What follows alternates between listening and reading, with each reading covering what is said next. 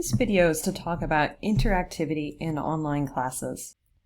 So as I begin to think how I would move my first year seminar into an online environment, one of the first things that I ask myself is, good learning requires students to be actively engaged in the class throughout the semester in a variety of ways, and how that happens in person is very different than how it happens online.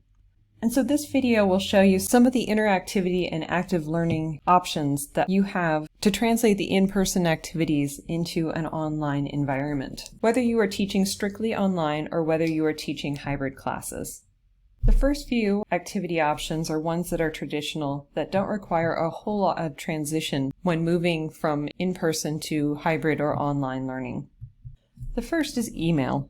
So don't forget that students and you have the option of communicating with each other outside of class by email. You may feel like this goes without saying and doesn't need to be included in this, but I want to point out that there's a lot of interactivity that happens between professors and individual students or groups in email that are an important part of the class, no matter how that class is delivered. Paper assignments don't have to change all that much. You can set up drop boxes in MOODLE or have students submit their papers by email.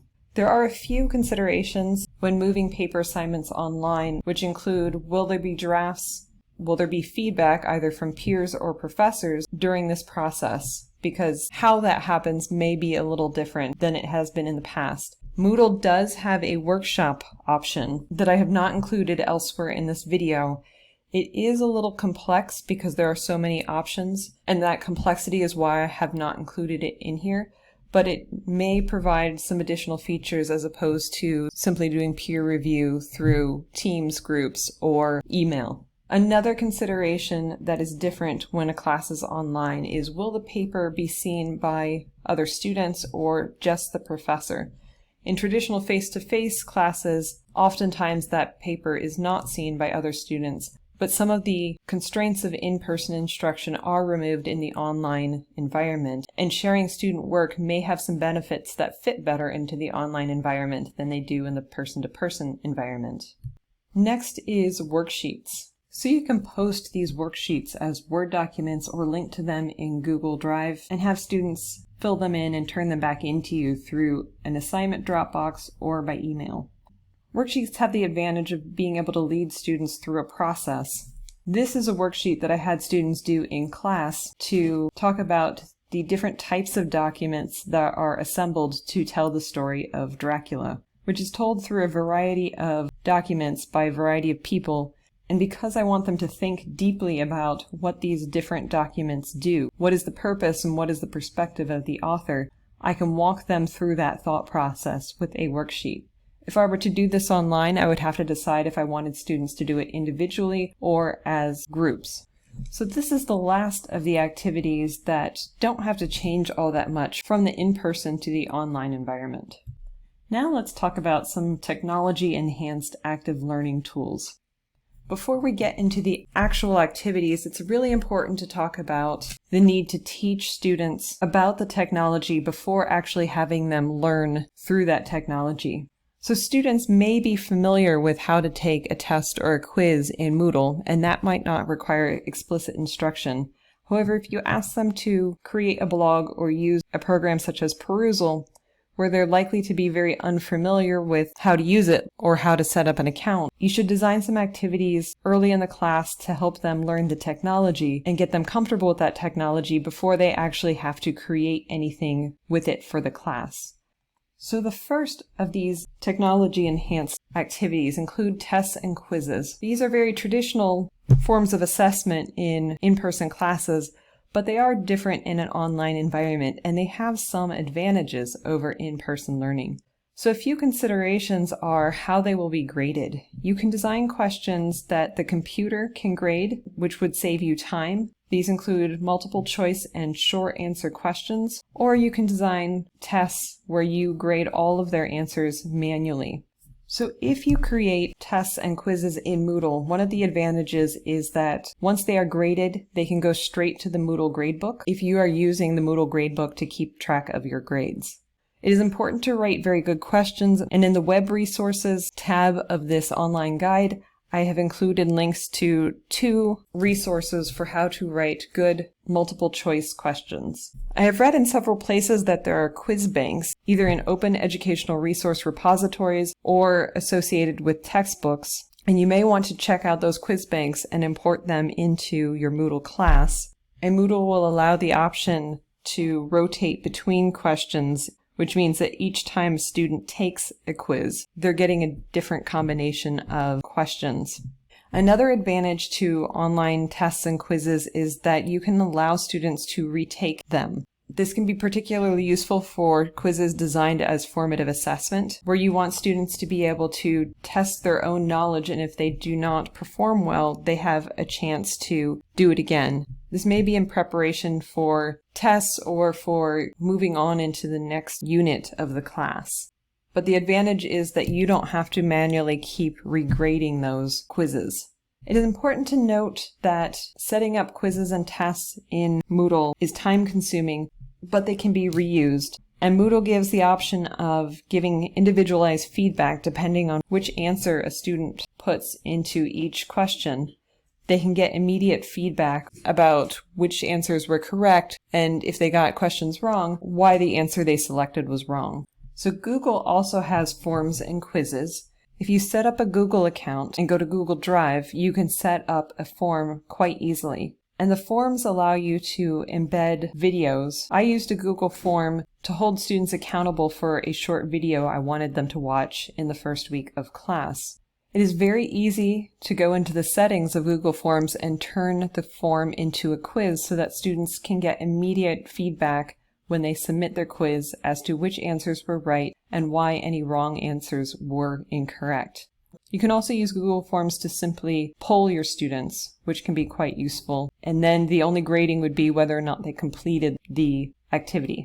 Now, this does require leaving Moodle, so whatever grading happens in a Google form, you will have to manually transfer over to the Moodle gradebook if that is the gradebook you were using. So discussion can be a really important pedagogical tool, regardless of how a course is delivered. I have created a separate video on discussion, and you can find that in the online guide. You will have to consider whether or not you want a synchronous or asynchronous discussion. You will want to create good prompt questions if the discussion requires prompting questions.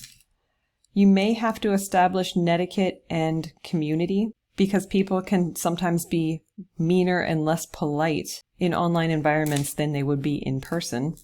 You'll want to decide whether it is a whole class discussion or whether you want students to break up into smaller groups. You will have to decide how you are going to grade participation and what role you will play in these class discussions. Moodle offers a wiki tool where students can collaborate to create hyperlinked web resources.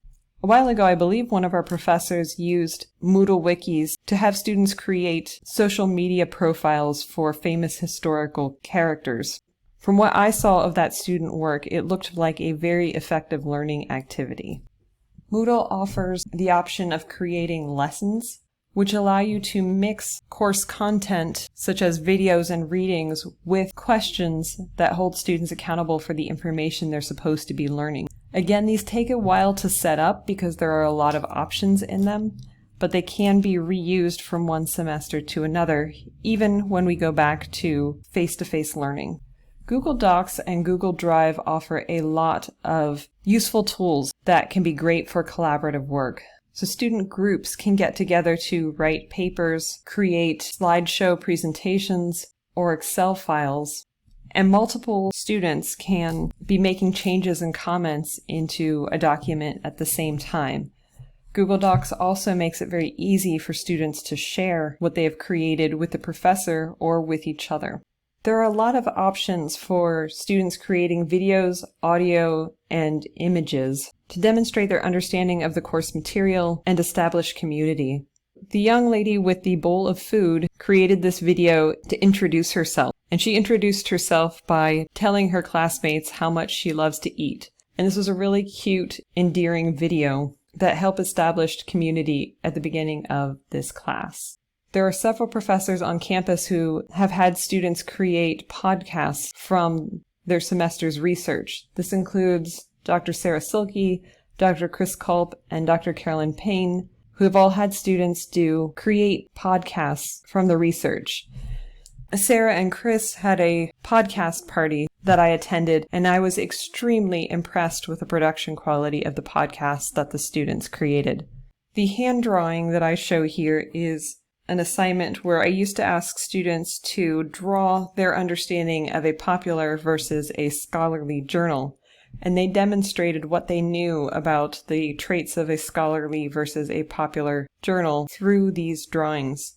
So you can see the levels of formality can vary widely in video, audio, and image assignments. From quick hand drawings that students could create during a Microsoft Teams class meeting and hold up to the camera to show their classmates, to very polished presentations towards the end of the semester. There are a number of open educational resources repositories, such as Merlot, and Emily Moran has created a guide on how to find these repositories. And they are not just textbooks, but they also include links to interactive activities that you could incorporate into the course and figure out how students can prove that they have completed that activity in order to grade them. Perusall is a really interesting web resource that I can see a lot of potential for. It is a site that has both free and subscription account levels. I signed up for the free version, which allows you to upload documents to share with your class, and you can highlight words and attach comments to them. And this way you can have students annotate a document so that any particular conversation that is started or questions asked point to specific parts of the text. Another option is mind maps. I really love mind maps. So far, I have not seen very many students get into the visual aspect of them. However, I have seen them use the spatial aspect of mind maps very effectively. So mind maps are a way that you can take a lot of information and explore relationships between different aspects of that information. I always encourage students to start in the middle and work out in all directions, because most of the time the activities we give them to do are linear, where one item follows another, and it's hard to go in multiple directions, despite the fact that we think in at least 3 dimensions. This can be done with pencil and paper, as the first one shown here is, or it can be done in online tools.